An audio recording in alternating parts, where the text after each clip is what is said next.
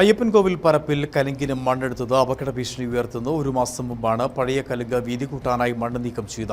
മഴ ആരംഭിച്ചതോടെ മണ്ണിടിഞ്ഞ് അള്ളി രൂപപ്പെട്ടതോടെ കൂടുതൽ അപകടാവസ്ഥയിലായി. ചപ്പാത്ത് കട്ടപ്പന മലയോര ഹൈവേ നിർമ്മാണം ആരംഭിച്ചിട്ട് 3 വർഷം കഴിഞ്ഞു. നിർമ്മാണം തുടക്കം മുതൽ ഇഴഞ്ഞാണ് നീങ്ങുന്നത്. വേനൽക്കാലത്ത് ഒട്ടും വേഗതയില്ലാതെ നിർമ്മാണം നടത്തിയത് തിരിച്ചടിയായി. മഴയ്ക്ക് തൊട്ടു മുമ്പായിട്ടാണ് പരപ്പിൽ പഴയ കലുങ്ക് വീതി കൂട്ടാനായി കുഴിയെടുത്തത്. മഴ ആരംഭിച്ചതോടെ കുഴിയിൽ വെള്ളം കെട്ടിനിന്ന് ഇരുവശത്തേക്കും അള്ളുകൾ രൂപപ്പെട്ടു. ഇത് റോഡിനും സമീപത്തെ സ്വകാര്യ വ്യക്തിയുടെ കെട്ടിടത്തിനും ഭീഷണിയായി മാറുകയും ചെയ്തു. തകർച്ചയിലായ കലുങ്ക് പൊളിച്ചു മാറ്റാതെയാണ് നിർമ്മാണം നടത്തുന്നതെന്നും ആരോപണമുണ്ട്. നിർമ്മാണവുമായി ബന്ധപ്പെട്ട പരപ്പ് ജംഗ്ഷനിലുള്ള കലുങ്ക് നിർമ്മാണത്തിന്റെ അവസ്ഥയാണ് കാണുന്നത്.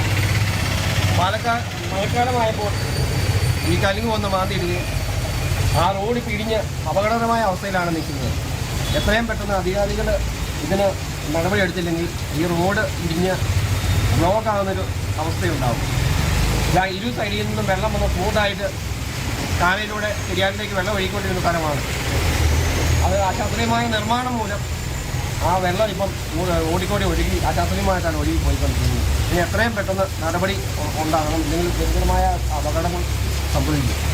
മലയോര ഹൈവേ നിർമ്മാണം ആരംഭിച്ചിട്ട് 3 വർഷം കഴിഞ്ഞു. കാലാവധി പൂർത്തിയായെങ്കിലും വീണ്ടും കാലാവധി നീട്ടിവാങ്ങിയാണ് നിർമ്മാണം നടത്തുന്നത്. വലിയ രീതിയിൽ നിർമ്മാണത്തിൽ അഴിമതിയുള്ളതായും ആരോപണമുണ്ട്. ആദ്യ കലുങ്ക് വീതി കൂട്ടാതെയായിരുന്നു റോഡ് നിർമ്മാണം നടത്തിയത്. ഇത് നാട്ടുകാർ എതിർത്തു. ഇതേ തുടർന്നാണ് കലുങ്ക് വീതി കൂട്ടാൻ നടപടി സ്വീകരിച്ചത്. കുഴിയെടുത്തിട്ട് 1 മാസം കഴിഞ്ഞു. തുടർ നടപടി ആരംഭിച്ചപ്പോൾ കാലവർഷം ആരംഭിക്കുകയും ചെയ്തു. ഇപ്പോൾ ഇവിടെ വലിയ അപകട ഭീഷണിയാണ് രൂപപ്പെട്ടിരിക്കുന്നത്. Idukki vision news, Ayyappancoil.